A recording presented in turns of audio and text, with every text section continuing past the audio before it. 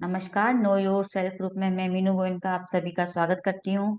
Peter रिशेलू की book soul journey, एक आत्मा की यात्रा, जिसका स्वाध्याय चल रहा है और अभी तक चैप्टर 7 तक कंप्लीट हो चुका है। ये सफर जो एक आत्मा की यात्रा का है, बहुत ही सुंदर तरीके से सभी मास्टर, सभी स्पीकर्स अपना पूरा कर रहे हैं और हमको बहुत अच्छे से समझा भी रहे हैं। तो आज चैप्टर 8 पूरा करने आ रही हैं अनुपम गुप्ता जी। हम तो अनुपम गुप्ता जी हमारे यहाँ अब स्पीकर भी हैं, होस्टिंग भी करती हैं। तो अनुपम गुप्ता जी बहुत अच्छे, उनका अपना भी एक प्लेटफॉर्म है और एक बहुत अच्छी बात है कि वो बच्चों को ध्यान सिखाती हैं। बच्चों को उनका जो सेशन लेती हैं, बच्चों को क्रिएटिविटी, चाहे गीता के सेशन हो, चाहे अपने आर्ट के हों, हर तरह के वो सेशन बच्चों के उनके प्लेटफॉर्म पे होते हैं। तो ये कहते हैं हम बच्चों को जब आगे बढ़ाएंगे तो आगे आने वाली जो जनरेशन है वो बहुत ही सुंदर निकलेगी। वो अपने लिए और दूसरों के लिए, सबके लिए बहुत ही अच्छी एक दुनिया बनाएंगे। और आज हम इस उम्र में आए हैं, ये भी बहुत अच्छी बात है। हमने वो अनुभव किए, आने वाले बच्चे भी वो करेंगे, उनके लिए भी बहुत अच्छा सफर रहेगा। तो चैप्टर 7 तक हमारी जर्नी रही कि हम देवलोक की यात्रा करके आए। वहां हमने देखा म्यूजिक, डांस, किस तरह से वहां जाकर हमारी आत्मा होती है, जो हम जाते हैं एस्ट्रल ट्रैवल करके, वहां की दुनिया में भी हम जो हमने नीचे किया है वहां एंजॉय करते हैं। और म्यूजिक जो कि हमें बहुत ही सुखद आनंद देता है, क्योंकि हम मेडिटेशन करते हैं तो भी हम म्यूजिक के द्वारा उस लोक में पहुंच जाते हैं। तो अनुपम जी, चैप्टर 8 करने के लिए आपका बहुत बहुत स्वागत है। Welcome and over to you. Thank you so much Meenu ma'am, thank you. Know yourself की पूरी टीम को बहुत बहुत धन्यवाद मुझे अवसर देने के लिए। तो आपने जैसे बताया कि हम लोग इतनी सुंदर यात्रा हमारी चल रही है, मैं भी अपने ये पतली लेती हूँ। तो बहुत सुंदर ये ज्ञान जो हमें मिल रहा है वो बहुत ही सुंदर है। और मैं खुद को ये सोच रही हूँ कि कितना मैं फॉर्चुनेट हूँ कि ये इस ज्ञान को ले पा रही हूँ और आप सब तक साझा कर पा रही हूँ। तो ये जब मैं पढ़ रही थी ना, तो मुझे लग रहा था कि ये सिर्फ हमारा ये नहीं है कि हम अ, यहाँ पे आ गए हैं तो बस ऐसे ही आ गए हैं। ये एक गुड फॉर्च्यून है, क्योंकि ये हमें भी सिखाया जा रहा है। हमारे गुरु हमें यहाँ तक लेकर के आए हैं और ये पुस्तक हमारे जीवन में इस वजह से आई है क्योंकि वो हमें उसी तरह सिखा रहे हैं जैसे पीटर जो इस बुक के हैं राइटर, उनके गुरु, उनके आचार्य उनको सिखाने के लिए आए। तो ये इत्तेफाक नहीं है कि हम लोग यहाँ पे बस यूं ही जुड़े हुए हैं। हमें एक एक शब्द उसी तरह अपने जीवन में उतारना है जैसे कि उनको बताया उनके आचार्य ने। हम सब कोशिश करेंगे। Thank you so much.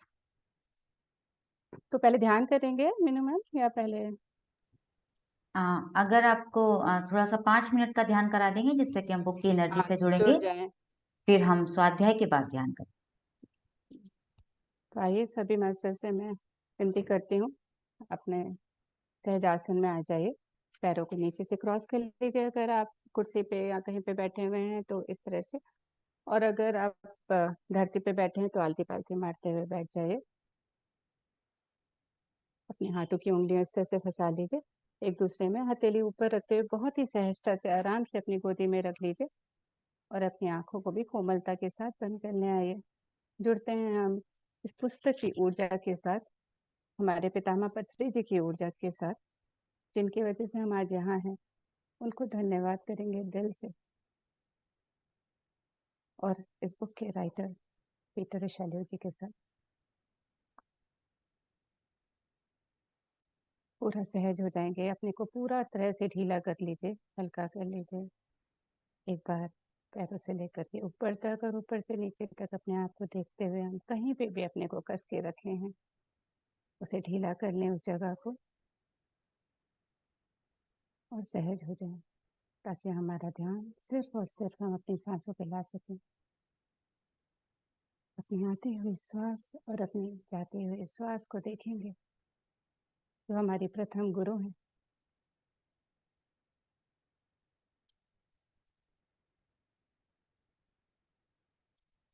महसूस करेंगे उस ऊर्जा को, उसके साथ हम जुड़े हैं।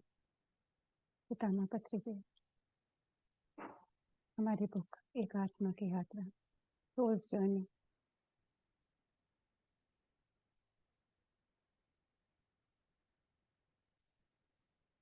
तो हमें अपने जीवन लक्ष्य से जोड़ती है।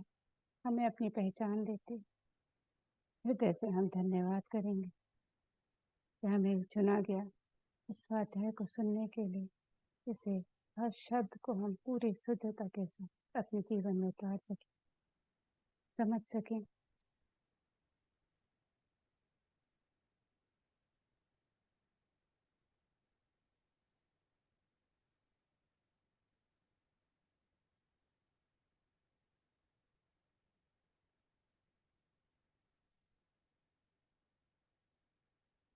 हम अपने आप से कहेंगे हम तैयार हैं इस ज्ञान को लेने के लिए,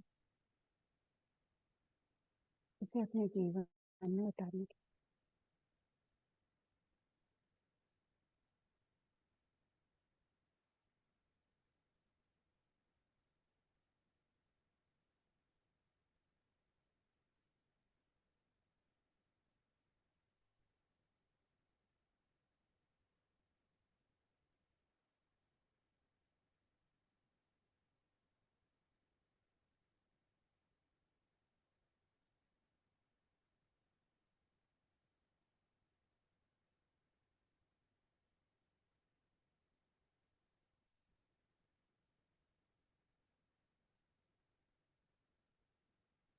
5 4 3 2 1 0।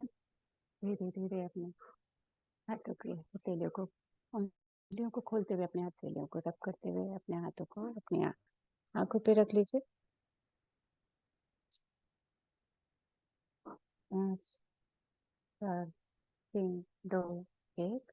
सहजता से अगर आप चाहें ध्यान से बाहर आना तो धीरे से अपनी आंखें खोलते हुए बाहर आ जाइए। जो लोग, जो भी मास्टर ध्यान नहीं सुनना चाहते हैं तो वो ध्यान में सुन सकते हैं। Thank you so much.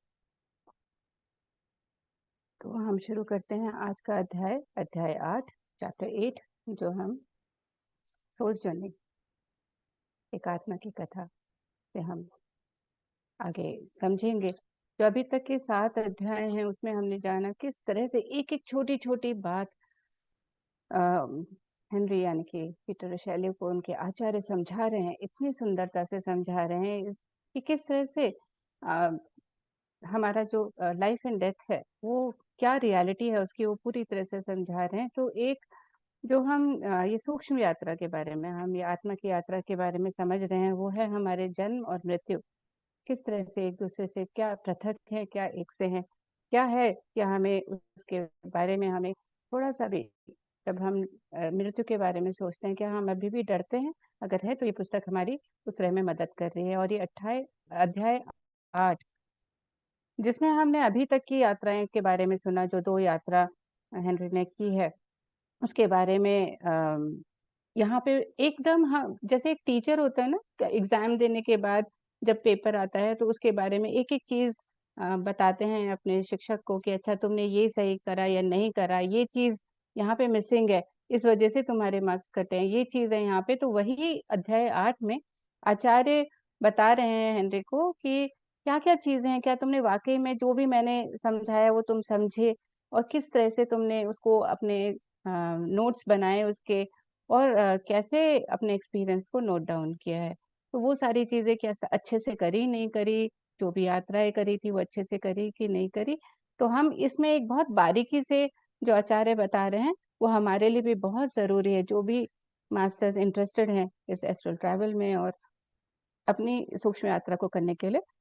तो ये बहुत ज़रूरी है कि हम समझ सकें कि हम कहाँ मिस कर रहे हैं। अगर आप अभी तक फ़ॉलो कर रहे हैं और आप भी कोशिश कर रहे हैं कि आप इस यात्रा को कर पाएँ, तो ये चैप्टर में वो छोटी-छोटी, बारीक-बारीक चीज़ें बताई गई हैं। तो यहाँ पे बता रहे हैं कि अभी हर हर दिन क्या होता है, 11 बजे आते हैं उनके आचार्य और 11 बजे आकर के उनको सब बताते हैं। 1 घंटा, 1.5 घंटे का में वो सारी चीज़ें बताते हैं और एस्ट्रल ट्रैवल के लिए भी बताते हैं कैसे करना है। तो ये बता रहे हैं कि वो 10 मिनट में, उन्होंने 11 बजने वाले थे और उससे पहले जल्दी-जल्दी तैयार होते हैं हेनरी और अपने नोट्स बनाने बैठते हैं कि अच्छा पिछले जो रात में अभी वो सोए थे और सोते समय उनको क्या-क्या याद है, क्योंकि वो एस्ट्रल ट्रैवल कर रहे हैं रात में सोते समय। और जैसे-जैसे उनके आचार्य ने बताया वैसे ही वो उन्होंने पूरा प्रयास किया है, हर कोशिश उन्होंने उसी तरह से करी है। और वो अभी उन्होंने एस्ट्रल ट्रैवल करना सीख लिया है, अपने आप से भी, बिना आचार्य के मदद से भी, उनको ऐसा लगता है। और ऐसे ही तब उन्होंने जो भी नोट्स बनाए उसके बारे में कह रहे हैं कि मैंने अपना नोट्स पढ़ा और मैंने पिछली रात की घटनाओं के बारे में जो भी बनाए थे, वो मैं पढ़ ही रहा था कि अचानक से 11 बजे, ठीक उनके आचार्य 11 बजे बोला है तो 11 बजे प्रकट हो जाते थे। तो उस समय एक मधुर सी आवाज़ उनकी हुआ करती थी और वो उनका ध्यान जब वो इतने मगन से बहुत ही ध्यान से अपने नोट्स बना रहे होते हैं, तो उस समय या तो पढ़ रहे होते 11 बजे, अच्छा आचार्य आने वाले हो रहे हैं, आज क्या होगा उससे पहले मैं तैयारी कर लूँ, तो उनका ध्यान भंग हुआ, जैसे ही वो आए आचार्य। कहते हैं अच्छा वो आचार्य कहते हैं अच्छा तुमने पा ही लिया आखिर, फिर मेरे मित्र, अब उनको मित्र कह कर के बुलाने शिष्य थे, मेरे मित्र तुमने फिर तो फिर तुमने पा ही लिया आखिर। अब तो तुम मानोगे ना, वो बोलते हैं अब तो मानोगे ना कि अब तुम सब कुछ खुद प्रमाणित कर लिया है तुमने। जैसे कि मैंने शुरू में तुम्हें बताया था, अब ये सच है ना? जैसे कि पितामह पत्री जी कहते थे ना कि हमें एक साइंटिस्ट बनना है, हमें एक रिसर्चर बनना है, जो भी मैं बोल रहा हूँ उसको ऐसे ही नहीं लेना है, उसे अपने जीवन में उतारना है और हमें रिसर्च करनी है। तो वैसे ही यहाँ पे वो उनके आचार्य बोल रहे हैं कि जैसे मैंने तुम्हें बताया था, तुम्हें आँख बंद करके नहीं उसको मानना है, तुम्हें उस पे रिसर्च करनी है, तुमको कोशिश करनी है उसको अपने जीवन में उतारने की। और अब तुमने देख लिया ना कि जो भी मैंने कहा था वो सच है, क्योंकि हेनरी ने वो कोशिश करी और उन्होंने वो एस्ट्रल ट्रैवल करा 2 बार। पहली बार मदद से और दूसरी बार खुद से। तो कहते हैं कि अचानक से जब वो ऐसी आवाज़ सुनते हैं तो वो एकदम से ना अचानक से प्रकट हो गए होते हैं। तो कहते हैं हाँ, आचार्य मैं विवश हूँ कि ये सब कुछ अब मैंने समझना शुरू कर दिया है। कहते हैं मेरे पास कोई वजह ही नहीं है आपका ना कहने के लिए कि मैं नहीं समझा। मैं हर बात वो समझ रहा हूँ जो आपने कहा है, जो मुझे पहले बताई, यानी कि उन्होंने जो शुरू के 4 चैप्टर्स बताए थे, उसमें तो उन्होंने एक-एक चीज़ उनको समझाई थी। उसको कि किस तरह से आपको प्रिपरेशन जो हुई थी, उनकी वो प्रिपरेशन उन्होंने ठीक से प्रिपेयर किया कि नहीं अपने आप को और वो कर पाए कि नहीं। तो वो बता रहे हैं कि नहीं मैं आपने जो भी पहले मुझे बताया, वो सब मैं अब समझ रहा हूँ और समझना शुरू कर दिया है। जो भी बातें आपने बताई हैं, मैं अभी तक एक निष्प जबकि मैं समझ रहा हूँ लेकिन एक निष्कर्ष पे नहीं पहुँचा हूँ। लेकिन जल्दी ही वो भी अनुभव द्वारा प्रमाणित हो जाएँगी, बोलते हैं कि मैं अब ये जान रहा हूँ कि मुझे अनुभव करने हैं। मुझे सिर्फ़ सुनना नहीं है, मुझे अनुभव करना है। अब उनको वो चीज़ आ गई है उनके अंदर कि अच्छा अनुभव से वो सारी बातें प्रमाणित हो जाएँगी। तो कहते हैं मुझे अब वो उनके आचार्य कह रहे हैं कि पिछली घटनाओं के बारे में अभी सब कुछ आपको भी पता होगा, इसलिए ये आवश्यक है कि मैं आपको अपनी रिपोर्ट दे दूँ। तो उन्होंने आचार्य ने क्या बोला था 7th वाले में कि अब मुझे तुम दोनों जो तुम्हाने सूक्ष्म यात्रा करी है, उसकी रिपोर्ट दे दो। मैं चाहता हूँ कि तुम इसे पढ़ो और देख कर के बताओ।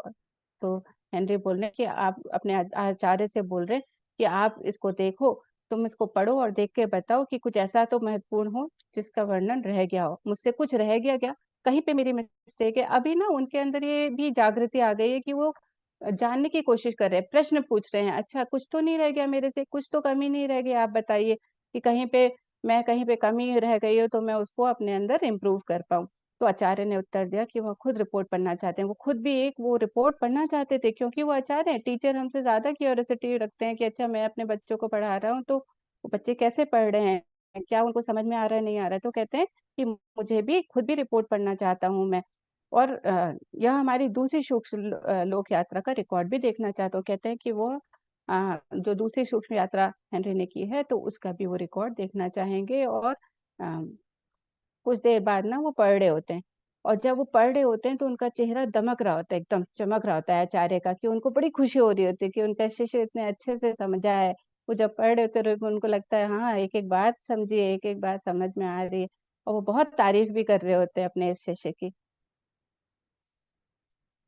और कहते हैं उनको लग रहा होता है कि अ, बहुत धैर्य से कहते हैं कि वो कहते हैं यह सब उसने मुझे पिछले 1-2 हफ्ते में बड़े धैर्य के साथ समझाया था। तो जो आचार्य हैं ये सारी चीज़ें उन्होंने ना बहुत धैर्य के साथ समझाई थी उनको और उसके प्रति वो बहुत ही कृतज्ञ भी होते हैं हेनरी। उनसे मुझे निस्वार्थ और आवश्यक मदद दी है पर मुझे विश्वास दिलाया। तो कहते हैं उनको लगता है ना हेनरी को बहुत ही अभी ग्रैटिट्यूड आने लगा है कि क्योंकि उनकी वज़ह से, उनके डायरेक्शन की वज़ह से, उनकी हेल्प की वज़ह से वो ये कर पाए हैं। वो ये दूरी जो अपना लाइफ और डेथ की जो दूरी है, जो अपने भाई के जाने की वज़ह से वो इतने वियोग में थे, इतना ज़्यादा सैड थे, तो अब वो समझ पा रहे हैं कि नहीं, नहीं ये सारी चीज़ें जो उनके गुरु ने बताई वो कितनी सत्य हैं कि कहीं भी आत्मा जाती नहीं है और सब कुछ कितने अच्छे से उन्होंने समझा अपनी पहली 2 यात्राओं में, जिसके बारे में अभी हम डिस्कस करेंगे। तो उन्होंने कहा कि तो वो सोचते हैं कि देखो ये जो मेरे आचार्य हैं वो कितने निस्वार्थ हैं, कितना अत्यावश्यक मदद की है उन्होंने ना, वो ऐसा भी ग्रैटिट्यूड उनके अंदर आ रहा होता है अपने आचार्य, अपने टीचर के प्रति जो ये हैं, जो उनको आकर के अचानक से वो खुद आए होते हैं उनकी लाइफ में, क्योंकि उनके विचार के द्वारा वो चाहते थे कि मैं ऐसा कुछ समझूँ लाइफ और डेथ के बीच में जब उनके भाई चले गए थे, इसीलिए वो आचार्य प्रकट हुए थे। और कहते हैं कि तो वो कहते हैं उनके आचार्य उनको समझाते हैं, नहीं, नहीं ये तुमको इतना सोचने की ज़रूरत नहीं है कि मैं ऐसा बड़ा-सा काम कर रहा हूँ, निस्वार्थ कर रहा हूँ और अत्यावश्यक काम ऐसा है। लेकिन ये मेरा काम है। वो कहते हैं आचार्य कि ये मेरा काम है कि मैं ऐसे लोग जो कि सच में आगे बढ़ना चाहते हैं धरती पर, उनकी मैं मदद करूँ। उनमें से तुम एक हो, वो कहते हैं। और कहते हैं कि और अगर कोई उसकी शिक्षा को असली और व्यावहारिक तरीके से इस्तेमाल करता है, तो यही उनका इनाम होता है। जो भी वो शिक्षा दे रहे हैं जो भी इस तरह के गुरु हमारे साथ जुड़ जाते हैं, जब हम चाहते हैं आगे बढ़ना, अपनी आत्मा की उन्नति करना, हम कुछ जानने की कोशिश करते हैं स्पिरिचुअलिटी में, तो हमारे साथ कोई ना कोई गुरु जुड़ जाते हैं जो कि एस्ट्रली हमारे पास आते हैं। तो कहते हैं वो हमारा हाथ थाम लेते हैं और कहते हैं कि जब हम बहुत ही प्योरिटी के साथ एक-एक बात को समझते हैं, तो वो उनका इनाम होता है। तो अब वो क्या होता है, रिपोर्ट के बारे में टिप्पणी करना शुरू करते हैं। रिपोर्ट पढ़ ली उन्होंने और बहुत खुश भी हैं और हेनरी को पता है कि अच्छा बहुत खुश है मेरे एचआर, लेकिन वो कोशिश कर रहे हैं कि अच्छा और आगे जाने, डीपली जाने। तो वो जब रिपोर्ट में ध्यान से सुनने लगे तो कहते हैं अब मुझे ये बताना चाहिए कि मैं तुम्हें लंदन के रास्ते सूक्ष्म लोक क्यों लेकर गया? तो हर चीज़ की एक वजह है। जब हम सूक्ष्म यात्रा करते हैं तो हम वहाँ से जहाँ से भी शुरू करते हैं उसकी भी एक वजह है। तो बता रहे हैं कि वो आचार्य बता रहे हैं उनको कि मैं तुम्हें लंदन के रास्ते सूक्ष्म लोक लेकर क्यों गया? यह बहुत ज़रूरी था। मैं तुम्हें ये बताना चाहता था कि सूक्ष्म शरीर के साथ तुम दुनिया के किसी भी शहर में चले जाओ, वो तुम्हें बिल्कुल वैसा ही लगेगा जैसे कि वह शरीर जिससे तुम अच्छी तरह परिचित हो। तो वो शहर जिससे तुम बहुत अच्छे से परिचित हो। तो जब हम सूक्ष्म यात्रा करते हैं, तो हम कहीं भी जा रहे हैं तो हमें ना गुम नहीं होते हम, इधर-उधर लॉस्ट एंड जैसे नहीं होते हैं। हमें वो बहुत ही परिचित जैसी जगह लगती है। क्योंकि सूक्ष्म जगत में जैसा कि धरती पे है सेम टू सेम हमने जाना कि हमारे जो पहले तो हम लोग हैं वो बिल्कुल हूबहू बिल्कुल हमारी धरती पे जो जगह जहाँ-जहाँ है वो सेम टू सेम वैसी ही है। तो वो बता रहे हैं कि इसीलिए ना वहाँ पे बिल्कुल भी हमें परिचित जैसा लगता है वहाँ पे हर चीज़। यद्यपि जो तुम देखते हो वो भौतिक नहीं है बल्कि उसकी प्रतिकृति है। तो बिल्कुल वो कॉपी है, टू कॉपी जगह है। वो नहीं है जैसे धरती पे but it is a copy, it is same to same. तो कहते हैं जो सूक्ष्म जगत के पहले खंड में विद्यमान है। तो जो पहला खंड है वो बिल्कुल जैसे धरती पे भीड़-भाड़ है जहाँ-जहाँ पर, जहाँ पे जो जगह जिस तरह की है वैसे ही सूक्ष्म जगत के पहले खंड में वो सेम टू सेम है। इसीलिए हम जब ट्रैवल करते हैं, एस्ट्रल ट्रैवल पहली बार करते हैं, तो हमें बहुत ही परिचित दिखती है वो जगह। बिल्कुल जैसे कि हम धरती पर ही हों, तो हमें वो भटकना नहीं है, हमें समझना है कि हम पहले खंड में हैं। भविष्य में यात्रा कोलंबस से शुरू करना बेहतर हो। तो कहते हैं कि अब हम ये तो तुमने देखा कि लंदन गए थे तो वहाँ पे तुम्हें सब कुछ परिचित दिख रहा था, ओल्ड लंदन कैसा है, सब जगह कैसा है, तो तुम बिल्कुल उसको पहचान पाए थे। तो कहते हैं अब हम कोलंबो से यात्रा करेंगे दूसरी बार। अब तुम्हें तीसरे खंड के ऊपर जाना भी उतना ही आसान होगा। तो पहले 2 खंड की जब उन्होंने शुरू में यात्रा कर ली, तब उन्हें पता चला अच्छा ये एक प्रतिलिपि है और यहाँ पे वो लोग जैसे धरती पे हैं वही ऊपर भी हैं। तो कहीं पे कोई नहीं गया, कोई शरीर मरा नहीं है, शरीर मरा है पर आत्मा वहीं की वहीं है। उन्होंने अपने भाई से मिले वो और अपने वहाँ पे भी उनके गुरु थे जिन जो उनको समझा रहे थे, है ना? तो वो कहते हैं कि कोई भी कहीं नहीं जाता। उन्होंने अपनी फ्रेंड से भी बात करी, हमने कल समझा। तो कहते हैं कि अब अब क्या है दूसरे 2 खंडों तो हमारा जैसे होता है ना हम बेबी स्टेप्स लेते हैं। पहले हम किंडरगार्टन में जाते हैं, फिर उसके बाद हम क्लास 1 में आते हैं उस तरह से। तो उसी तरह से यहाँ पर है कि अब 2 स्तर होने के बाद अब तीसरे खंड में जाना थोड़ा आसान होगा क्योंकि हम समझ चुके हैं अब थोड़ा-सा हमें कॉन्फिडेंस आने लग गया है। तो कहते हैं अब तुम आगे बढ़ सकोगे। तो अब डेफ़नी तुम्हें वहाँ मिली थी, पर अब उसके भी ऊपर जाने के लिए तुम्हें एक विशेष जगह हर खंड में चाहिए। तो उन्होंने क्या समझाया हमें इन पहले चैप्टर्स में, 7 चैप्टर्स में, कि हर जगह के लिए जाने के लिए ना हमें एक जगह चाहिए, हमें कुछ विचार में लाना है कि अच्छा वो जगह वहां पे इस तरह की, मुझे वहां जाना है ना। तो जैसे अगर हमें पेरिस जाना है तो हमें पता है अच्छा हमें वहां पे जाना है ना, लीनिंग टावर के पास जाना है हमें, या फिर हम हमारे किसी जगह में जाना है हमें, हम किसी शहर में रहते हैं लेकिन हमारी बर्थ प्लेस कहीं पे है, या हमें दूसरी जगह में कहीं जाना है जो हमने कभी देखी है।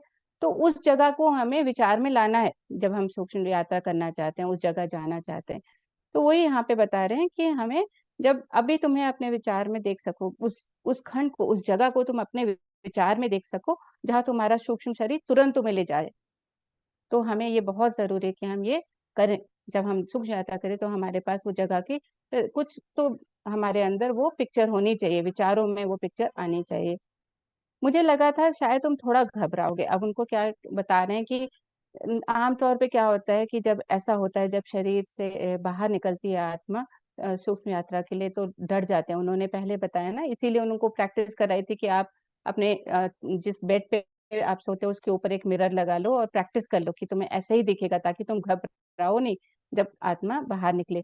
तो हर चीज उन्होंने समझाई, हर बारीकी से उनको समझाया था, तैयार किया था हेनरी को। तो वो कह रहे हैं कि अब मुझे ये बहुत अच्छा लगा कि तुम, उनको लगा था कि वो भी घबराएगा पहले, पर जब तुम्हारे आसपास की चीजें धुंधली पड़ने लगेंगी और तुम्हें हिलने की अनुभूति होगी कि तुम हिल रहे हो और अपने को स्टिल भी देख रहे हो कि मैं सोया हुआ हूँ, और सारी चीजें आसपास की धुंधली पड़ेंगी तो तुम घबरा जाओगे। पर वो कहते हैं मैं तुम्हें मुबारकबाद देना चाहता हूँ क्योंकि तुम्हें असफलता का सामना नहीं करना पड़ा, और जो कि बहुत सारे अक्सर मेरे शिष्य ऐसा करते हैं, डर जाते हैं बहुत तेजी से और वापस अपने शरीर में चले जाते हैं, उनका कहना है, और उनकी धड़कन तेज हो जाती है बहुत ज्यादा, इतना डर के मारे। तो तुमने भी इसका अनुभव किया, पर और तुम कल रात तुम एक बार वापस भी चले गए। वो कहते हैं तुम एक बार एंट्री होते हैं, वापस भी वापस डर के मारे जाने की कोशिश करते हैं, लेकिन क्योंकि तुम डेफनी से मिलना चाहते थे और मेरी सहायता के बिना वहां तुम पहुंच गए, क्योंकि अंदर से उनके विचार में क्या था हेनरी के, कि मैं दूसरी यात्रा में डेफनी से मिलने जाऊंगा, है ना, जो उनकी गर्लफ्रेंड थी। तो इस विचार के साथ वो वापस गए नहीं अपने शरीर में, उन्होंने कहा नहीं मुझे यात्रा करनी है, और वो यात्रा कर पाए बिना अपने आचार्य की मदद के, वो यात्रा कर पाए क्योंकि वो इतना स्ट्रांग डिजायर था उनके अंदर, इतना स्ट्रांग डिजायर था कि वो वहां से जा पाए। तो कहते हैं तुम मेरी सहायता के बिना वहां तक पहुंच गए, जो तुम्हारी उत्तेजना तुम्हारी उत्तेजना तुम पर हावी हो गई, है ना। तो हाँ, वो इतना एक्साइटेड थे वहां जाने के लिए कि वो बिना आचार्य के ही पहुंच गए वहां पे, क्योंकि उनको पता था कहाँ जाना है, विचार विचार में था। तो कहते हैं मेरे लिए कहना आवश्यक है सूक्ष्म लोक का द्वितीय खंड कैसा होता है। अब वो बता रहे पहले तो बिल्कुल प्रतिलिपि है, वहां पे बिल्कुल भीड़ भाड़ जैसे कि धरती पे है वैसे ही वहां पे भी है, पहले खंड में सूक्ष्म जगत के। तो कहते हैं दूसरा जो है द्वितीय खंड कैसा होगा, कहते हैं द्वितीय खंड पहले ही जैसा है, बिल्कुल पहले जैसा है, लेकिन थोड़ा कम भीड़ भाड़ वाला है, कम शोरगुल है, क्योंकि थोड़ा ऊपर है। जब हम हाइट में चले जाते हैं तो शोरगुल कम होता है, भीड़ भाड़ भी हमें कम नजर आती है ना। जितने जितने हम टावर पे जाते जाते हैं तो हमें लगता है ये तो चींटी जैसे दिख रहे हैं लोग नीचे, जब हम हाइट में जाते हैं। आजकल तो फ्लैट सिस्टम है तो ये बहुत अच्छे से समझ में आ जाता है। तो वो कहते हैं कि सेम टू सेम है, बस भीड़ भाड़ कम है और शोरगुल कम है।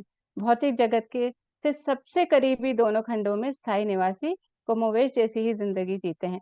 तो यहाँ पे क्या है कि जो दो खंड है हमारे, वहां पे अगर हमारे डिजायर से हम जुड़े हैं, जब हम अपना शरीर छोड़ते हैं, जब हम मृत्यु होती है, कहते हैं ना कि कोई भी डिजायर बाकी नहीं रहना, इसकी कोई भी इच्छा नहीं रहनी चाहिए, चलो जल्दी जल्दी पूरी कर दो, क्या खाओगे, क्या लाए, किससे मिलना है, क्या करना है ना, सब पूछते रहते हैं जब हमें लगता है कि अच्छा ये इंसान। तो अगर कोई डिजायर रह गया तो वो दो जो सूक्ष्म लोग हैं, पहला खंड और दूसरा खंड, वो हूबहू वैसा ही है, जहाँ पे हम जिस तरह की जिंदगी जीना चाहते हैं उस वैसे ही भौतिक जगत में जैसे हमें अच्छी लगती थी वहां हम जी सकते हैं। और जो ज्यादातर क्या होता है, बहुत सारे लोग जो अभी हम लोग इसमें आ गए हैं आध्यात्मिकता में, तो हमें ये सब चीजें समझ में आ रही हैं, लेकिन जो आम तौर पे देखा जाए जो इन सब चीजों को अभी नहीं समझे हैं, वो लोग क्या होते हैं, वो जब सूक्ष्म लोक के में पहुंचते हैं और उनके अस्तित्व का पूरा समय वहां रहते रहते हैं, तो कुछ ऐसे अपवाद हैं जो कि भौतिक अस्तित्व से इतने जुड़े होते हैं कि प्रगति करने अगले खंडों में जाना ही नहीं चाहते, वो अभी भी अपने डिजायर से जुड़े रहते हैं। वो उससे भी नहीं ऊपर, मतलब पहले खंड 2 खंड में उनका लगता है कि नहीं मुझे तो अभी भी यही करना है। उनका डिजायर इतना स्ट्रांग होता है, उनकी इच्छाएं, कि वो अभी भी अपनी इच्छाओं से बंधे रहते हैं। तो वो आगे उनकी उन्नति नहीं होती है, वो आगे नहीं बढ़ पा रहे होते हैं और वो आगे जाना ही नहीं चाहते हैं, पर उनको ज़बरदस्ती जाना पड़ता है। 200-300 साल के बाद जब उनकी आत्मा खुद उनके शरीरान को छोड़कर मानस जगत में जाने में विवश कर देती है। तो होता क्या है यहाँ पे, फ़र्क क्या है कि जब वो हम अपनी इच्छाओं से जुड़े रहते हैं ना, हम हमें ये चाहिए, हमें वो चाहिए, हमें पैसे चाहिए, हमें ये सामान चाहिए, हमें यश कीर्ति चाहिए, दुनिया भर का जो भी भौतिक जगत से जुड़ा हुआ है, वो हमारे साथ रहता है, तो वो 2 खंड हमारे पूरे करते हैं। वो पूरे करने के बाद भी लोग बाहर नहीं निकल पाते हैं, उससे आगे जाना नहीं चाहते। जब उनको 2-3 साल जब वो उन खंडों में रह लेते हैं, ज़बरदस्ती उनको पुश किया जाता है, तो वो क्या होता है, वो मानस खंड में पहुँच जाते हैं, फिर से मेंटल उसमें पहुँच जाते हैं, क्योंकि वो इतना ज़्यादा जुड़े हैं अपने मन से, मन से इतना निकल ही नहीं पा रहे हैं, तो प्रगति कैसे होगी? फिर क्या होता है, फिर से एक नया जन्म ले लेकर आ जाते हैं और फिर कर्म चक्र में बंधे जाते हैं। तो ये सर्किल उनका चलता रहता है। तो वो कहते हैं कि 200-300 साल के बाद जब उनकी आत्मा खुद उनके शरीर यान को छोड़कर मानव जगत में जाने पे विवश कर दी जाती है, और कोई तरीका ही नहीं है, क्योंकि वो ऊपर उठना नहीं चाहते हैं, तो वो फिर से भेज दिए जाते हैं धरती पर। प्रकृति का यह तरीका सामान्य नहीं है और तुम्हारा समय आने पे तुम्हारे साथ ऐसा नहीं होगा। क्यों नहीं होगा? क्योंकि हेनरी आगे बढ़ना चाहते हैं, वो सीखना चाहते हैं, हर चीज़ जीवन में उतारना चाहते हैं, वो सीखें, तो अपने अनुभवों के साथ वो प्रगति कर रहे हैं। इसीलिए उनके आचार्य कह रहे हैं कि ये इस तरह से, जैसे कि लोग जो फँस जाते हैं, जो कि अपनी इच्छाओं के लूप में फँसे हुए हैं, वो तो वापस आते-जाते रहते हैं, उस लूप में बंधे हैं। लेकिन वो कहते हैं, हेनरी तुम्हारे साथ ऐसा नहीं होगा, क्योंकि तुम इस तरह से अनुभव ले रहे हो, तुम शुभ यात्रा में आकर के भी अनुभव ले रहे हो, तुम समझ पा रहे हो। तो कहते हैं कि यहाँ के लोगों का जीवन तुम देख ही चुके हो, कुछ लोगों के सिवा तीसरे खंड के लोगों का जीवन तुम्हें बहुत पसंद आएगा, वो कहते हैं। सिर्फ कुछ लोग होते हैं जिनको वहाँ पे मज़ा नहीं आता है, लेकिन बहुत ज़्यादातर लोगों को तीसरे खंड बहुत अच्छा लगता है, कहते हैं।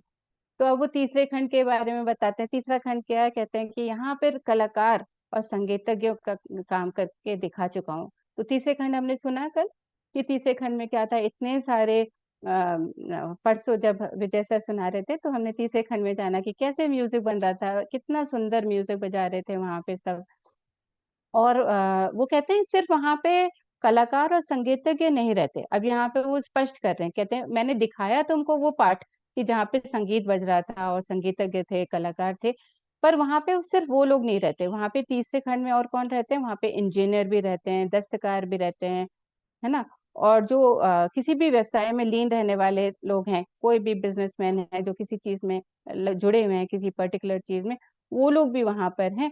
और इस तरह से कहें तो वहाँ पे बहुत तरह के, इस तरह के लोगों से वो परिचित करा सकते हैं, आचार्य उनको बोले, जिनकी रुचि मात्र भौतिकता से कहीं अधिक है। तो कहते हैं वो सिर्फ भौतिक कार्य में से नहीं जुड़े हैं, उससे ऊपर उठ गए हैं। वो क्या करना चाहते हैं?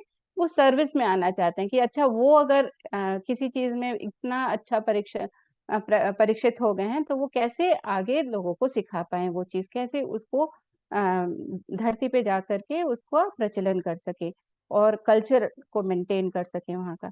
तो वो बताते हैं कि जब तुम जोहान स्ट्रास का संगीत सुन रहे थे, जो कि एक बहुत ही जाने-माने संगीतज्ञ हैं, तो वो कहते हैं कि तुमने हमारे समांतर विकास व्यवस्था देव जगत के कुछ सदस्यों को भी देखा था।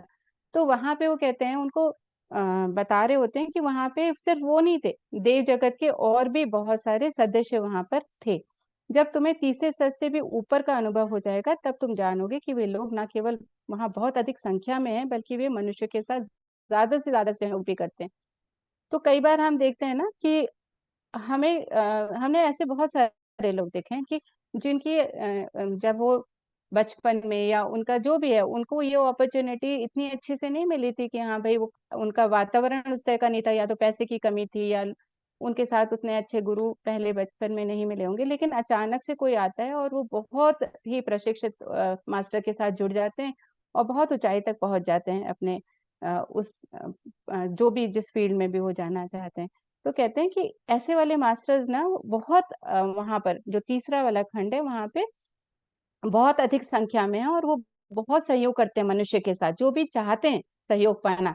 वो उनके यहाँ बहुत सहयोग करते हैं। जब हम भौतिक जीवन से दूर होते चले जाते हैं, तो भौतिक जीवन से क्या मतलब, हम फ़ोकस्ड होते हैं अपने कार्य में, जो भी करना चाह रहे हैं हम उसको फ़ोकस करके करना चाह रहे हैं। हम भौतिक जीवन से कि हमें ये भी चाहिए, हमें टीवी भी देखना है, एंटरटेनमेंट भी होना है हमारा, हमें कपड़े भी बहुत है, मतलब हमारा ध्यान अलग-अलग चीज़ों में बँटा नहीं होता है, सिर्फ़ एक चीज़ में बँटा होता है और एक ही चीज़ में होता है और हम उसको पाने के लिए पूरे दिल से चाहते हैं। तो कहते हैं उस समय ये ऐसे वाले जो मास्टर्स हैं वहाँ पर, वो हमारे साथ ज़्यादा से ज़्यादा सहयोग करते हैं। शायद तुम्हें ऐसा लगे कि उनका विकास व्यवस्था हमारे से बेहतर है। शायद तुम यह भी सोचने लगो कि मछली-तितली तथा पक्षियों की अवस्था से मूल तत्व, प्रकृति, आत्मा और अनंत देव की अवस्था तक पहुँचना चाहते हैं। तो सभी क्या हैं? सभी उस अवस्था को पहुँचना चाहते हैं, यानी कि अपने मूल तत्व जो हम हैं, जहाँ से हम आए हैं, उसको हम पाना चाहते हैं। हम अपनी विकास व्यवस्था बदल नहीं सकते। तो यहाँ पे ये क्या कहना चाह रहे हैं कि हम अपनी विकास व्यवस्था बदल बदल नहीं सकते, यानी कि हमारा जो सोल प्लान है, हमने चूज़ किया है कि हम कहाँ पे विकास करेंगे, अपनी आत्मा का विकास हम किस तरह से करेंगे, कौन-कौन से लेसन्स लेने के लिए हम आए हैं यहाँ पर, तो वो हमने व्यवस्था जानी है, हमारी वो व्यवस्था है, हमने अपने विकास के लिए चुनी है। तो कहते हैं वो बदल नहीं सकते, हमने एक बार अपना सोल प्लान क्रिएट कर लिया है। लेकिन किसी विशेष परिस्थिति में ही ऐसा हो सकता है। कोई ऐसी विशेष परिस्थिति अगर आ जाए तब वो ऐसा हो सकता है कि हम अपने सोल प्लान को थोड़ा-सा डिविएट कर पाएँ और हम जो अब करना चाहते हैं वो कर पाएँ। ठीक है? तो कहते हैं तुम यह सोचते होगे कि मैंने अकेडमी में इतना समय लगाकर तुम्हें क्या-क्या वहाँ पे इतना सब क्यों दिखाया? तो ज़्यादातर समय हमने देखा कि सेकंड वाली जो उनकी सुखयात्रा थी, तो उनके आचार्य उनको अकेडमी में ही ज़्यादा समय बिताते हैं वहाँ पे, जो सूक्ष्म जगत की अकेडमी है, वहाँ पे लेकर के जाते हैं और उनको एक-एक बात समझा रहे होते हैं। तो वो कहते हैं इसके 2 कारण हैं, मैं वहाँ पर तुम्हें इतना समय क्यों लगाया मैंने वहाँ अकेडमी में? तो पहला यह कि मैं तुम्हें बताना चाहता था कि सूक्ष्म में विद्वान ऐसे बहुत से स्कूल हैं, जहाँ स्कूलों में से यह एक है जहाँ लोग किसी कला विशेष की ट्रेनिंग लेते हैं और ये उनकी रुचि के अनुसार होती है। जो भी आत्माएँ आती हैं, वो उनकी रुचि क्या है? जैसे अभी मैं धरती पे हूँ, मुझे अगर टाइम नहीं मिल रहा है, मैं कोई विशेष म्यूज़िकल इंस्ट्रूमेंट सीखना चाहती हूँ, तो मेरे अंदर वो इच्छा है और मैं सीखना चाहती हूँ। मैं बोलूँ नहीं मुझे तो इसमें बहुत प्रवीणता हासिल करनी है और काश मैं ऐसा कर पाऊँ। तो कहते हैं जो इस तरह की आत्माएँ जो ये सब उनमें जिनमें रुचि है कि वो सीखना चाहती हैं, वो आगे तो वो इस अकेडमी में उनके लिए बहुत सारी हैं ऐसी चीज़ें जो वो सीख सकते हैं। अलग-अलग तरह के स्कूल हैं यहाँ पर, जिसमें भी रुचि है वो सीख सकते हैं। और वो अगले जन्म जब वो अगला जन्म लेते हैं, तो उस कला को आगे बढ़ाने की इच्छा लेकर पैदा होते हैं। तो वो सिर्फ़ सीखना नहीं है, वो क्या करते हैं उसको आगे बढ़ाने की इच्छा है उनके अंदर। तो हम हमेशा कहते हैं ना कि हमारी जो इच्छाएँ हैं उसको हम जब सर्विस मोड में डाल देते हैं, जब हम उसको कनेक्ट कर लेते हैं अपनी सर्विस मोड से कि अच्छा ये अगर मेरे पास अबंडेंस ऑफ मनी है तो मैं उसका क्या करूँगी? मैं कैसे उसको स्पिरिचुअलिटी में आगे बढ़ाने में मदद करूँ? कैसे लोगों को मैं कहीं-कहीं लेके जाना है, अगर ले जा सकूँ, उस पैसे को कैसे यूज़ करूँ? पिरामिड्स बनाना है, ये करना है। तो कहते हैं जब हम ऐसी इच्छा लेकर के हम वापस से आ जाते हैं, जब हम ऐसे स्कूल से वापस से जन्म लेते हैं, ताकि उनमें से कुछ एक ज़रूर उस कला के दक्ष बन सके और भौतिक जगत में संस्कृति और ज्ञान को आगे बढ़ाने में मदद कर सकें। तो हम अपने जीवन में देखते हैं जगत में ना कि कितने लोग हैं ऐसे जो हमें इतना संस्कृति को आगे बढ़ा रहे हैं, यहाँ पे ज्ञान को आगे बढ़ा रहे हैं, तो हमें सच में उनके लिए थैंकफुल होना चाहिए, रिस्पेक्ट वर्दी हैं वो सच में हमारे लिए। और वो दूसरा कारण कहते हैं दूसरा कारण अब तुम समझ गए होगे, तो दूसरा कारण क्या है कि वो उनको हेनरी को समझाना चाह रहे होते हैं कि तुम ऐसी प्रगति अपने अंदर कर सकते हो, तुम्हारी इच्छा से सब कुछ पॉसिबल है, सिर्फ हमारे विचारों में, हमारी इच्छाओं से सब कुछ हो सकता है। तो वो कहते हैं कि अब तुम ये समझ चुके होगे और कहते हैं अकेडमी का एक स्पष्ट चित्त मन में रखने के बाद तुम कोलंबो में अपने शरीर में वापस पहुंच चुके थे।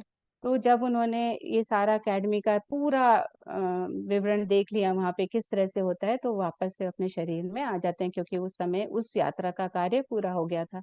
उसके बाद तुम बिना किसी बड़े प्रयास के वापस उसी जगह पहुँचने में सफल भी हुए, जहाँ तुमने डेफ़नी से पुनः संपर्क किया और अपने सूक्ष्म लोक के अनुभवों को आगे बढ़ाया।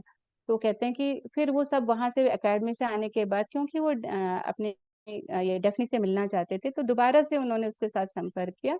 अपने आप से हेनरी ने वो कर पाए, मतलब कुछ भी इम्पॉसिबल नहीं है, वो कर पाए जैसे-जैसे हम वो फ़ॉलो कर रहे थे, एकदम एक-एक शब्द फ़ॉलो कर रहे थे अपने आचार्य के, और वो करने के बाद वो अपने डेफिनेट से वापस से संपर्क कर पाए और सूक्ष्म लोक के अनुभवों को आगे बढ़ाया और वहां के अनुभवों को आगे बढ़ाते चले गए।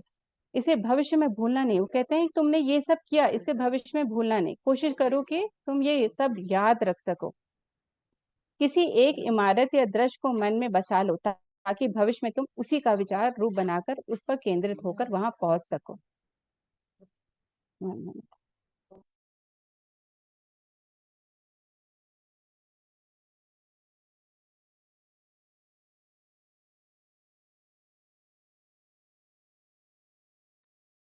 सॉरी।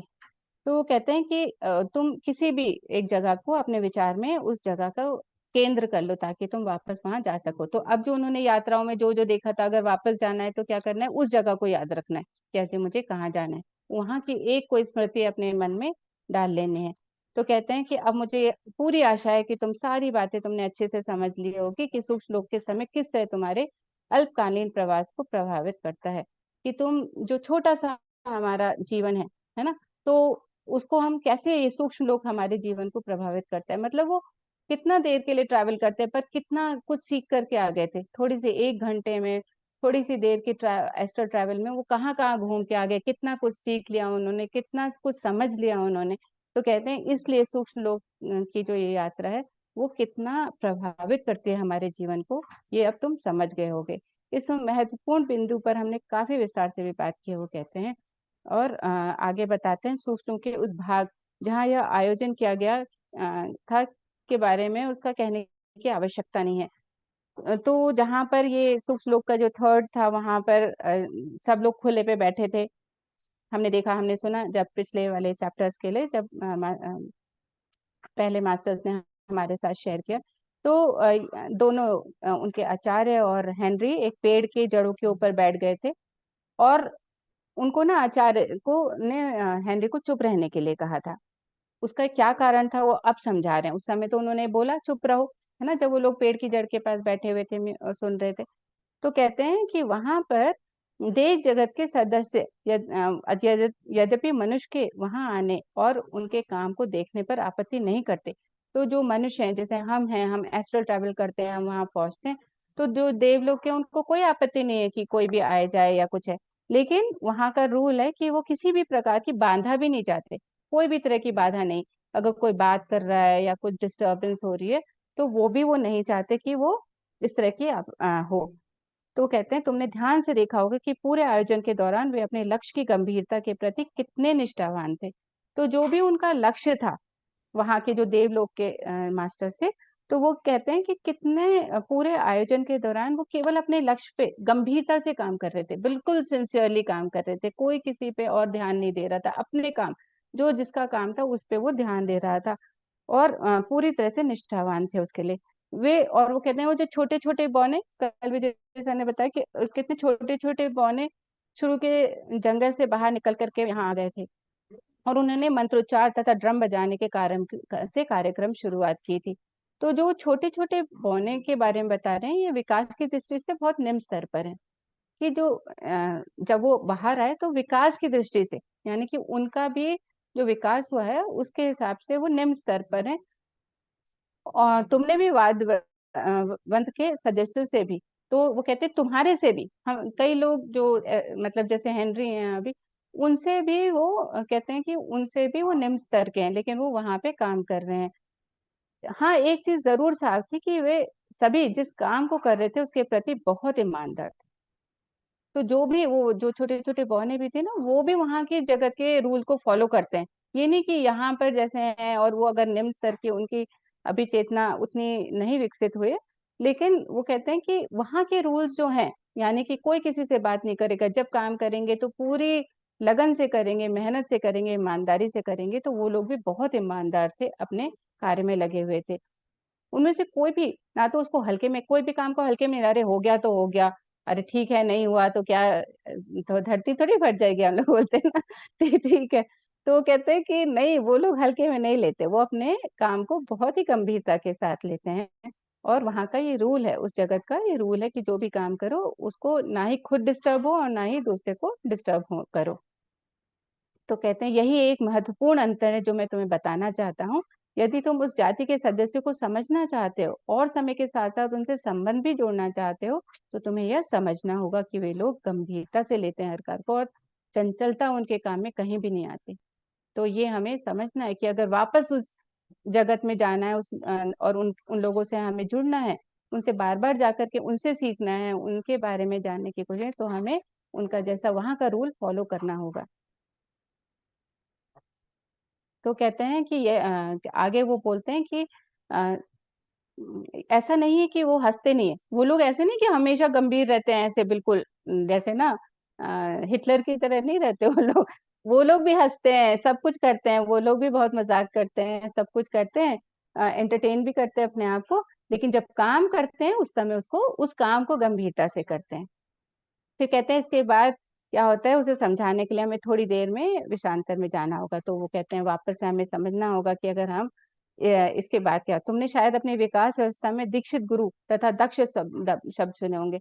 अभी जैसे हम लोग ध्यान में आए तो हम ये सारी बातें बहुत सुनने लगे हैं, कहीं वीडियो भी पॉपअप कर जाता है, यूट्यूब पे कुछ होता है, कहीं पे हम बुक्स में पढ़ रहे हैं ये सारे शब्द कि अच्छा ऐसे दीक्षित गुरु होते हैं। पहले हमें थोड़ी पता था, अच्छे ऐसे ऐसे दीक्षित गुरु भी होते हैं कि अपना आधी बॉडी को काम करेंगे, आधी नहीं करेंगे, या फिर हवा में उड़ सकते हैं। ये सारी चीजें हम इतने आसानी से नहीं सुनते थे पहले, जब हम अभी ध्यान में आने लगे तो हम ये सारी बातें बहुत बार कहीं ना कहीं से हम सुनते जा रहे हैं, और हमें आश्चर्य नहीं हो रहा है, हम उसको एक्सेप्ट कर रहे हैं कि हाँ ऐसा होता है, वाकई में होता है।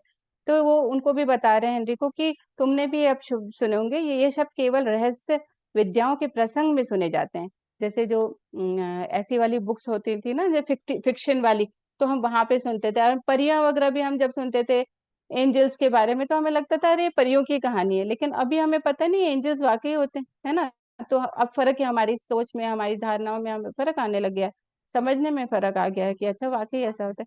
तो वही बता रहे हैं कि जो भौतिक जगत में होते हैं ना, ये रहस्य विद्याओं के प्रसंग में सुनने में आते हैं, परंतु इनके बारे में बहुत कम लिखा गया है। तो इनके बारे में बुक्स बहुत कम है अब तो, इस समय जब विकसित हो रहा है 2012 के बाद, तो हम बहुत सारी चीजें ऐसी हमारे जीवन में आ रही है और हम उनको समझ भी रहे हैं। तो कहते हैं कि अभी तो इतना ही बताना काफी होगा, जब एक व्यक्ति एक मार्ग पर आगे बढ़ता है तो वास्तव में वो कुछ विशेषज्ञों के नियंत्रण व मार्गदर्शन में रहता है। जब हम आगे बढ़ने की कोशिश करते हैं, जैसे अभी आप लोग टाइम निकाल के यहाँ आए हैं, इसका मतलब है आप आगे बढ़ना चाहते हैं, आप कुछ सीखना चाहते हैं, अपने आप की जो उन्नति है उसको करना चाहते हैं। तो हमारे साथ मास्टर जुड़े हैं, जिस तरह से हम आगे बढ़ना चाहते हैं, हमारे साथ जो हमारे गुरु हैं, जन्म जन्मों से हमारे गुरु हमारे साथ होते हैं, हमारे एस्ट्रल गाइड्स है ना, सब हमारे, हमारा हायर सेल्फ हम कहते हैं, स्पिरिट गाइड्स, वो सब हमारे साथ हैं, हमारा मार्गदर्शन दे रहे हैं। तो वो यही बता रहे हैं कि एक व्यक्ति जब एक मार्ग पे आगे बढ़ता है तो वास्तव में वो सब कुछ विशेषज्ञों के नियंत्रण में, मार्गदर्शन में रहता है, जो परिपूर्ण होते हैं, जो पूरी तरह से वो स्किल्ड हैं उस चीज के लिए, उसके नियंत्रण में हम आ जाते हैं। वे लोग भी हजारों साल पूर्व तुम्हारे जैसे ही थे।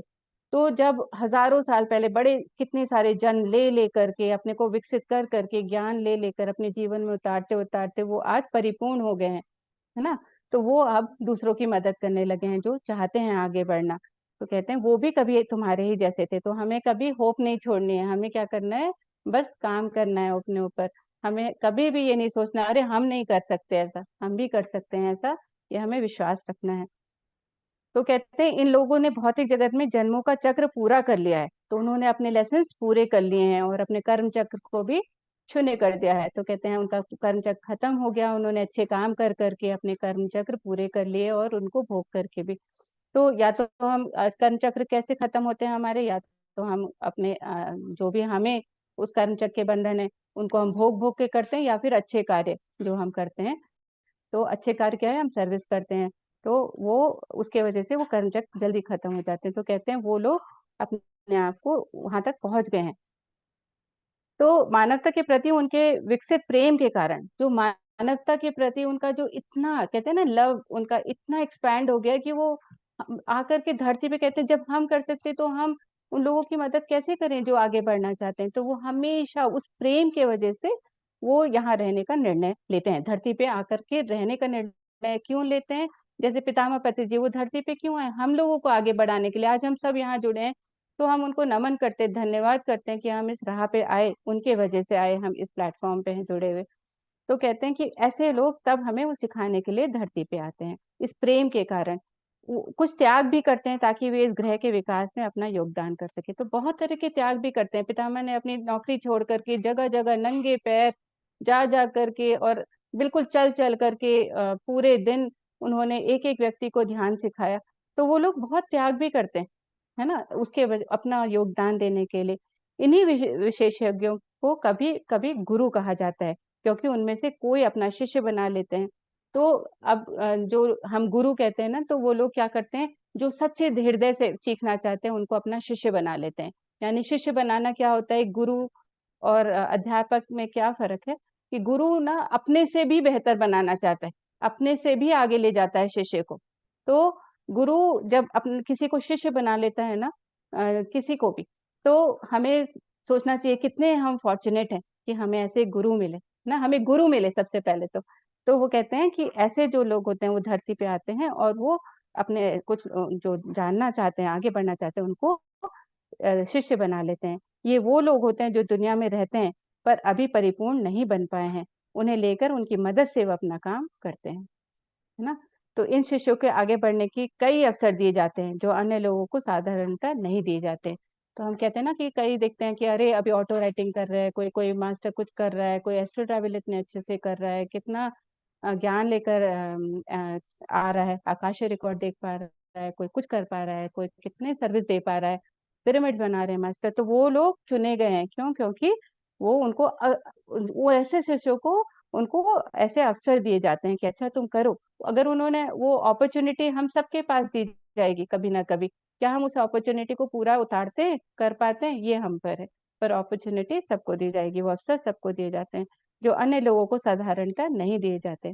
इसका अर्थ यह कदापि नहीं कि उनके साथ पक्षपात हुआ है। ऐसा नहीं है कि और लोगों के साथ पक्षपात हो रहा है, नहीं, ऐसा कुछ नहीं है, बल्कि उन्होंने इन अवसरों को अपनी मेहनत से अर्जित किया है। तो हम भी वो अर्जित करते हैं अब वैसे अवसर।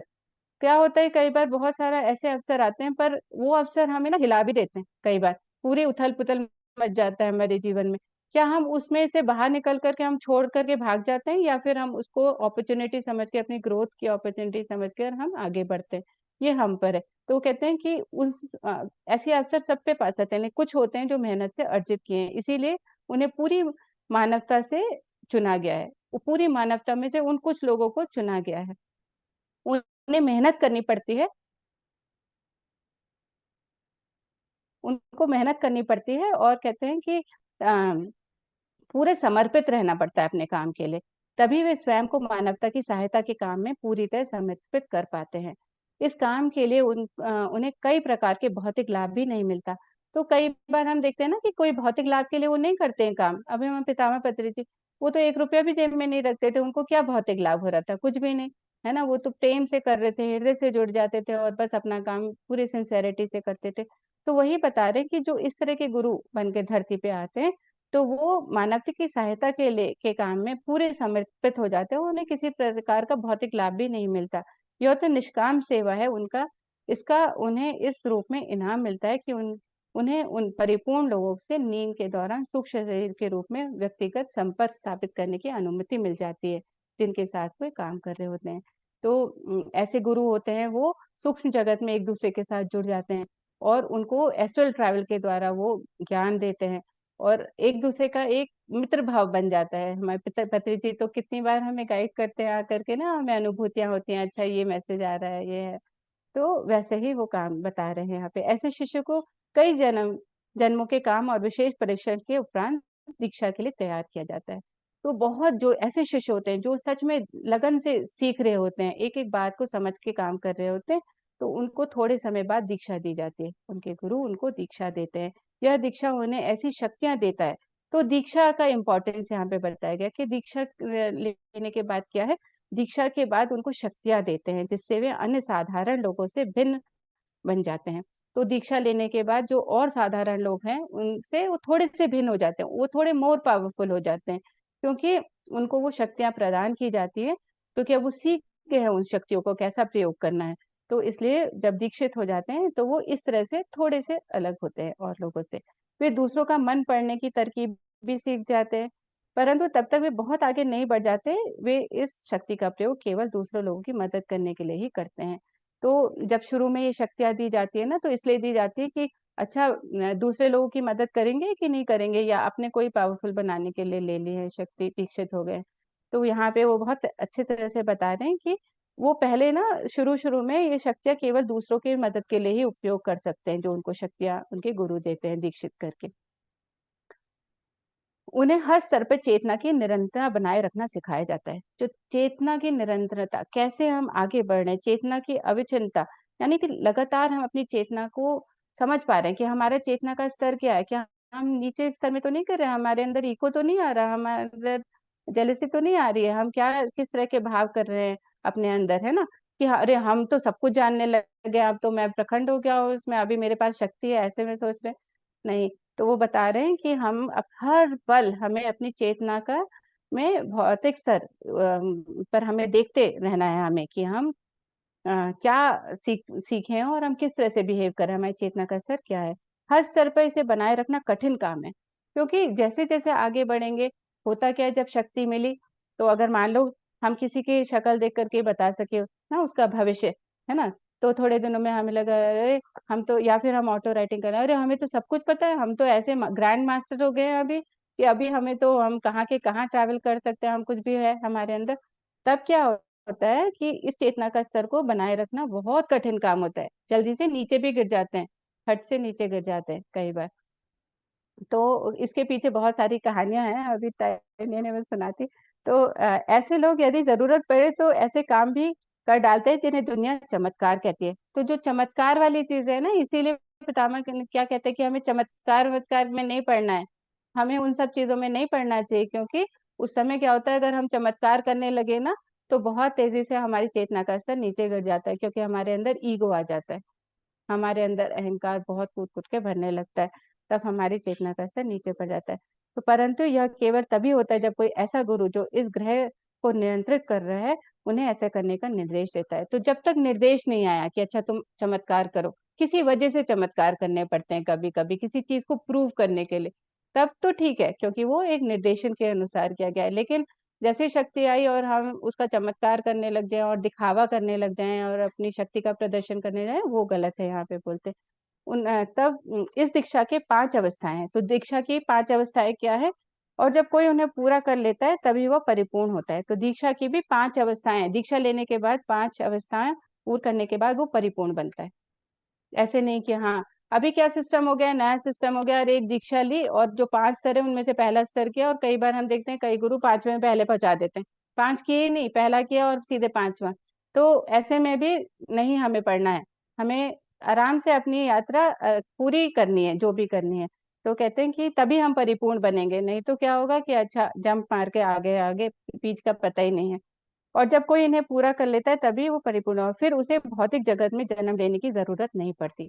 तो जब हम पूरे लेसन्स कर लेते हैं, अपने पूरे लेसन्स कर लेते हैं, तभी हम वापस नहीं आते। कभी-कभी इन शिष्यों के जीवन को और लंबा कर दिया जाता है। तो कभी क्या होता है शिष्य जान करके ऐसा होता है कि हम देखते हैं ना बहुत लंबा-लंबा जीवन जी रहे हैं ये शिष्य, ताकि वो व्यक्ति सामान्य से अधिक समय जीवित रहे, और ऐसा विशेष उद्देश्य के लिए किया जाता है, या फिर जब दुनिया के किसी विशेष देश में उस व्यक्ति की ज़रूरत हो, ताकि वह वहाँ अपना ऐसा प्रभुत्व स्थापित कर सके जो भावी पीढ़ियों पर प्रभाव छोड़ सके। तो कई-कई बार देखते हैं कि कई बहुत लंबा जी रहे हैं, जो लोग अच्छे-अच्छे काम कर रहे हैं, तो वहाँ पे उनकी ज़रूरत है इसलिए, उनको एक्स्ट्रा लाइफ मिलती है ना? ताकि वो पूर्ण करें। तो हम देखते हैं कि कई बार ऐसे गुरु हैं, बहुत सारे ऐसे लोगों के बारे में हमने जाना कि अरे वो तो इतने साल वो बीमार हो गए थे, उनको तो सिर्फ़ इतनी ही लाइफ थी, आगे देखो अभी कितना जी लिए हैं वो। तो वो उस समय इसलिए क्योंकि वो सीखना चाह रहे थे, वो अपने लेसन्स पढ़ लिए थे और उस समय आगे सीखते हुए उनको ज़रूरत थी, एक विशेष कारण के लिए ज़रूरत थी धरती पे, इसलिए उनकी आयु लंबी कर दी गई थी। देव जाति के उस समय तो अब आगे बताते हैं कि उस आगे वो बता रहे हैं आज हम यहाँ पर ही यहीं करते तक हैं यहाँ रखते तक। हैं, ठीक है ना, क्योंकि फिर कल करेंगे अपने पास। हुँ, तो तो अगर थैंक यू किसी अनुपम किसी जी, बहुत सुंदर आपने तो मतलब एक एक लाइन को इतना सुंदर तरीके से एक्सप्लेन किया है, बिल्कुल क्लियर कर दिया है ना। और एक एक चीज मुझे बहुत अच्छी लगी, आपने जो बताया था कि 2 खंडों में तो हम लोग डिजायर्स की वजह से अटके रहते हैं, और अगर हम अपनी इच्छाओं को कम करते चलें तो ये इससे भी हम सोच सकते हैं कि हम अपनी चीजों से इतने अगर जुड़े हुए हैं। आज हम कहीं घूमने जाते हैं तो क्या हम अपना पूरा घर लेके जाते हैं क्या? नहीं ना, जितनी जरूरत है उतना। तो सफर का आनंद अगर उठाना है तो कम से कम सामान रखें। ऐसे ही इच्छाएं भी अपनी लिमिट की रखें, तो ऊपर के जो खंड है उनमें हम अटकेंगे नहीं। और ये हमने थर्ड चैप्टर में भी डिजायर्स का पूरा दिखाया था। ये तो आत्माएं जो हम लोग जाते हैं वो नीचे के लोकों में इतने हम रह जाते हैं कि अपनी डिजायर्स के कारण हम आगे नहीं बढ़ पाते हैं। जो लोग कम डिजायर रखते हैं वो आसानी से ऊपर चले जाते हैं, वो यहाँ पर ही क्लियर किया गया। और आपने जो बताया सिद्धियों के बारे में, सच में हमें पहले इतना ज्ञान भी नहीं था। योगी कथामृत पुस्तक पढ़ने के बाद से मैंने जो ये बुक पढ़ी ना, मुझे समझ में आ गया था कि हमें अपनी यात्रा में चमत्कार मिलेंगे, लेकिन चमत्कार को नमस्कार नहीं करना है, क्योंकि सिद्धियों में नहीं अटकना है। सीधे सीधे अपनी यात्रा करते जानी है। तो ये भी वहाँ यहाँ पर बहुत सुंदर से क्लियर किया। और सर्विस, सर्विस के लिए भी दिया है कि हम सर्विस जो कर रहे हैं एकदम निष्काम भाव से सर्विस कर रहे हैं, और सबको सर्विस करने के लिए, क्योंकि हर धर्म में, हर जाति में, हर में, सब में सर्विस कहा जाता है। हर तरह से हमको जिसको जो सर्विस करनी है करते रहें, अपनी आत्मा की उन्नति करते रहें। तो thank you Anupam ji, thank you, beautiful, बहुत थैंक यू। बढ़िया। तो मास्टर्स, अपना आज से रिलेटेड या इस पुस्तक से रिलेटेड कोई भी प्रश्न या एक्सपीरियंस हो शेयर करें। वीना जी ने लिखा है see a, review of movie Astral City by doctor Ranjan. Yes, हम लोगों ने भी हाँ सब उसमें मूवी देखी थी तो उन्होंने दिखाया था। तो आप हाँ, मैंने आइए। मीन्स कल देखा वो मूवी, इसमें एस्ट्रल सिटी पहली बार। मीन्स तो उसमें वो फर्स्ट 2 लेवल्स में वो अटका रहता है ना, वो डॉक्टर एंड्रे। तो जितना उसको जेलसी आता है ना, तो एकदम वो गंदे वर्ल्ड में जाता है ना। और जैसे एंड जैसे उसकी डिजायर्स होती है वैसे ही वो उन वर्ल्ड में रहते हैं। तो हाँ, वही उसमें क्लैरिटी है, बिल्कुल। हम्म, तो आप मूवी को हम अपने ग्रुप में शेयर कर देंगे। इंग्लिश मूवी है, और उसमें सबटाइटल शायद लैंग्वेज हिंदी में नहीं है। हाँ, यूरोपियन है। हाँ, अ, तो प्राइम टीवी है, अगर अमेजोन प्राइम रहेगा ना तो उसमें है। तो रितु जी को हम बोल देंगे, वो ग्रुप में शेयर कर देंगे, बिल्कुल।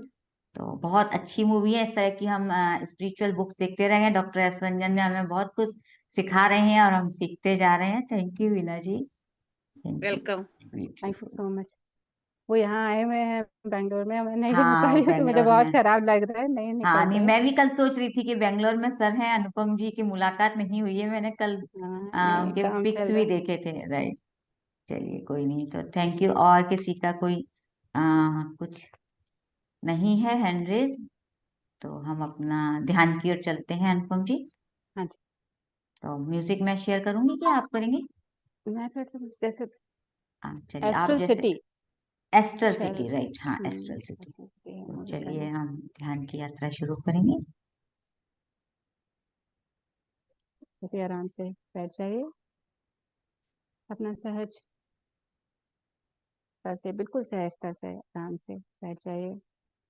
जहाँ भी आप देर तक बैठ सकते हैं वो जगह लेते हुए अपने पैरों को क्रॉस कर लीजिए। पैरों को नीचे से क्रॉस कर लीजिए, आलती पालती मारते हुए, या फिर इस तरह से अगर आप कुर्सी पे बैठे हैं या तखत पे कहीं पे बैठे हैं। अपने हाथों की उंगलियां एक दूसरे में फंसाते हुए आराम से अपनी गोदी में रख लीजिए ताकि आपके हाथ नहीं थके।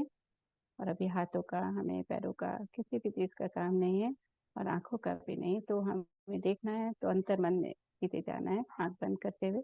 बहुत कोमलता के साथ अपनी आंखें बंद कर लीजिए। आइए एक सुंदर ध्यान यात्रा में जाएंगे।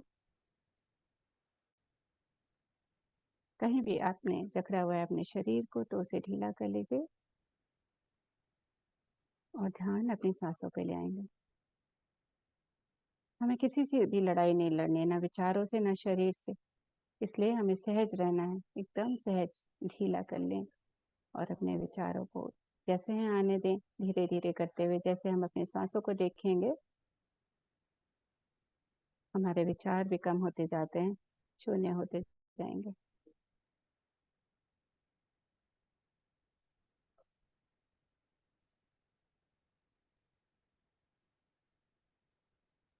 अपने आते हुए श्वास, अपने जाते हुए श्वास को देखेंगे।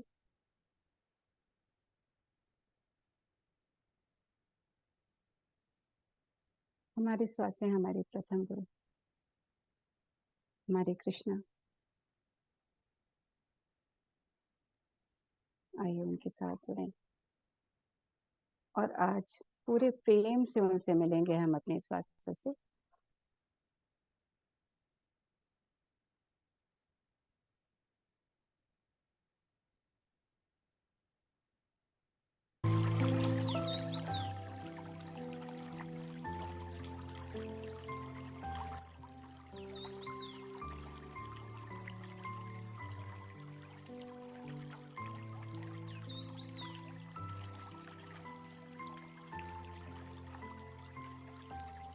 एक दूसरे का हाथ जैसे हमने पकड़ लिया है और इस सुंदर सी यात्रा अंतर्मन की हम साथ में करते हैं।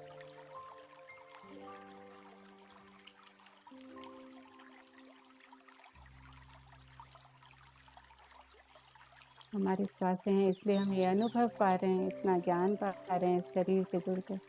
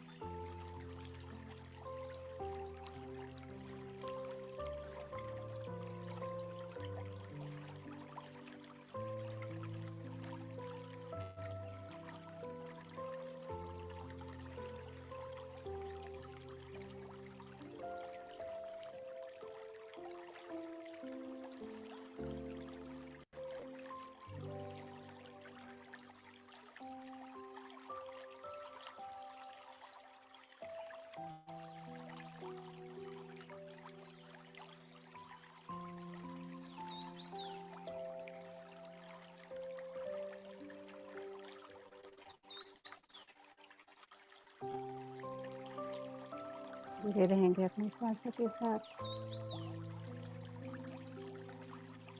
अपने एक एक कण का धन्यवाद करेंगे। हमारे हर एक बॉडी सेल का, हर एक टिश्यू का, हमारे डीएनए का, हमारे हर एक ऑर्गन का।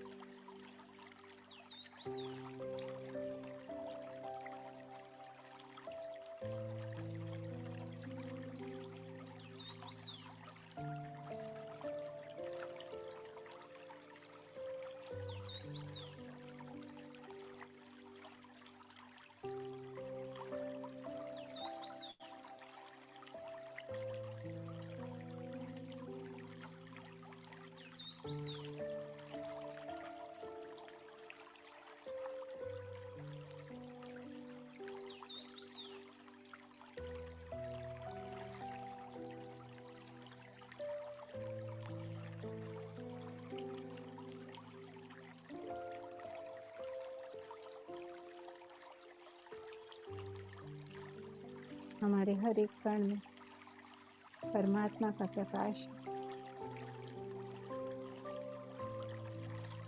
हमारा प्रभु तत्व और माँ आदिशक्ति जगन माता का प्रेम से महसूस करेंगे।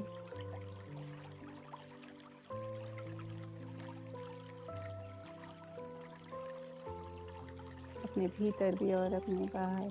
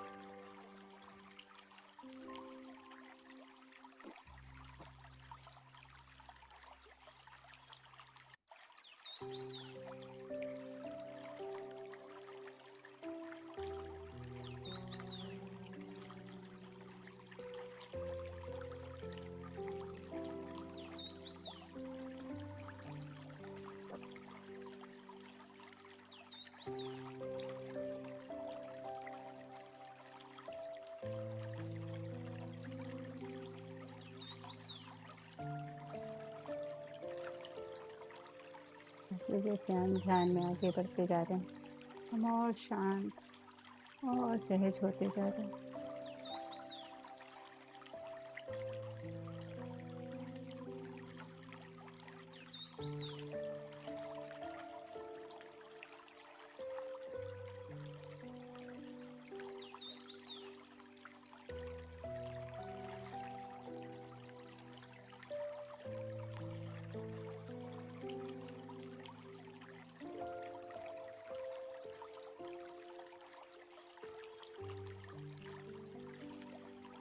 एकदम सुंदर, सरल, सहज, बहुत ही प्यारे हर एक श्वास को देखते जाएंगे। कोमल भी हैं, निर्मल भी हैं।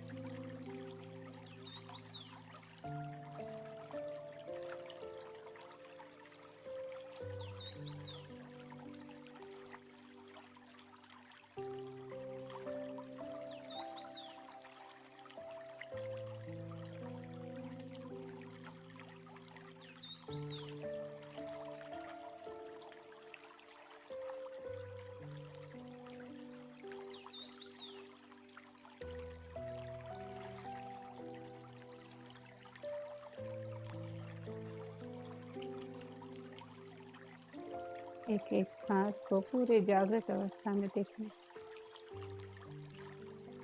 कोई भी सांस, हमारी कोई भी एक एक श्वास हमारे देखे बिना ना अंदर आए ना बाहर जाए, पूरे अवेकनिंग के साथ।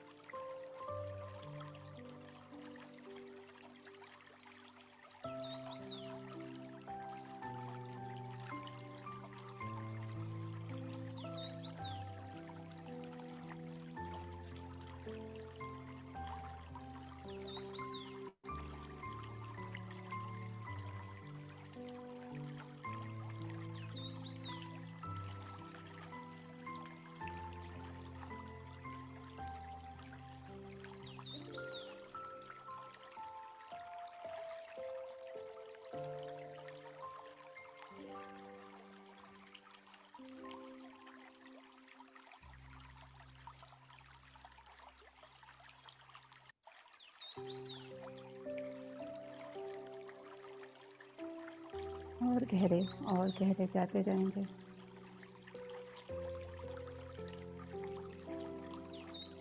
कहीं भी हमारा ध्यान इधर उधर जा रहा है तो वापस हम उसे अपने श्वासों पे लेके आ जाए।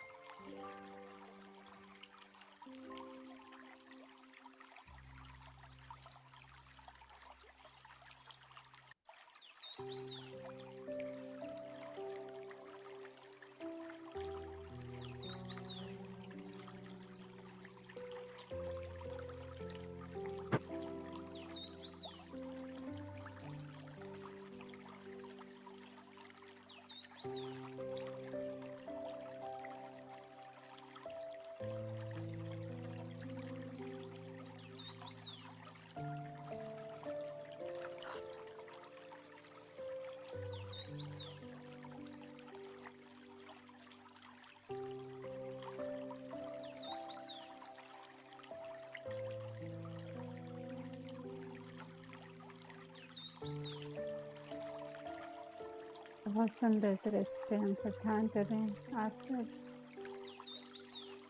और सहज होते जा रहे हैं, अपने को हल्का महसूस करें।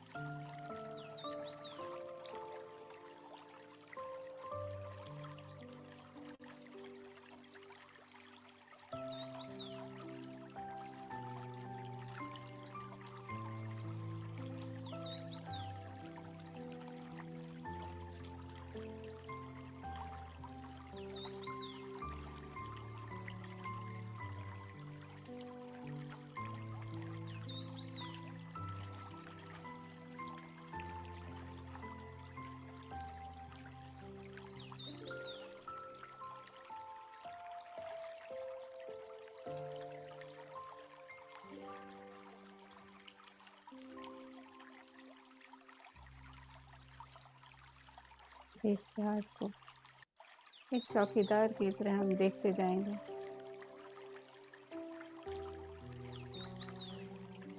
ध्यान कहीं भी इधर उधर है तो वापस अपनी सांसों पे ले आए।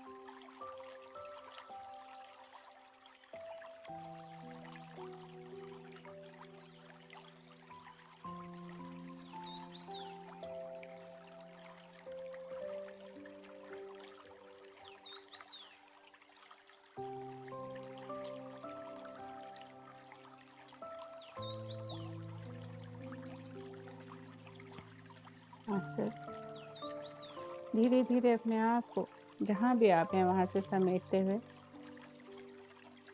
अपने शरीर की चेतना में आ जाइए।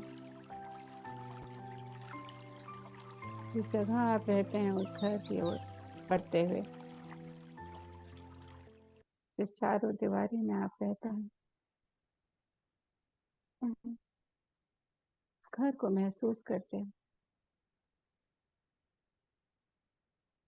अपने शरीर की चेतना में आ जाइए। हृदय से हम ग्रैटिट्यूड देंगे पंच तत्वों के इस मधुर संगीत को, अपने शरीर को, जिस जगह हम बैठे हैं उस जगह को, जिन उपकरणों को हम यूज कर रहे हैं जिससे हम जुड़े हैं एक दूसरे के साथ, उसको, मोबाइल, लैपटॉप, इंटरनेट, इलेक्ट्रिसिटी, सभी को, और सभी मास्टर्स जो हमारे साथ जुड़े हैं एस्ट्रली और फिजिकली इस धरती पे, हमारे गुरुजनों को, हमारे परिवार को बहुत बहुत धन्यवाद। हमारे माता पिता जिन्होंने हमें जन्म दिया है और ये जन्म पाकर जो हम इतनी सारी अनुभूतियां पा रहे हैं, इतना कुछ सीख रहे हैं, उसके लिए धन्यवाद। मास्टर्स धीरे से अपने पैरों के पंजे हिलाते हुए अपने शरीर की चेतना में आते हुए अपने हाथों की उंगलियों को खोलते हुए अपने हाथों को नमस्कार मुद्रा में ले आइए। थोड़ा सा रख करके अपनी आंखों पे रख लीजिए अपनी हथेलियों को। 5 4 3 2 1 अपने हाथों की ऊर्जा को अपने चेहरे, अपने हृदय, अपने गले, अपने शरीर में ले जाते हुए अगर चाहें तो हाथ वापस अपनी आंखों पे लगाते हुए धीरे धीरे खोल लीजिए। Thank you so much masters, बहुत बहुत धन्यवाद आपका।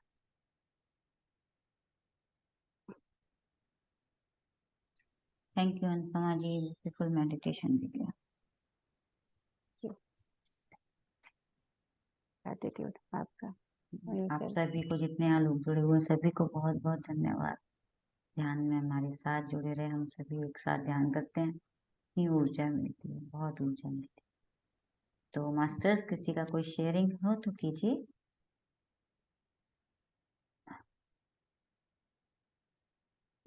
तो आप लोग अभी भी ध्यान में रहना चाहते हो, ध्यान में रहें। निर्मला जी, जी निर्मला जी।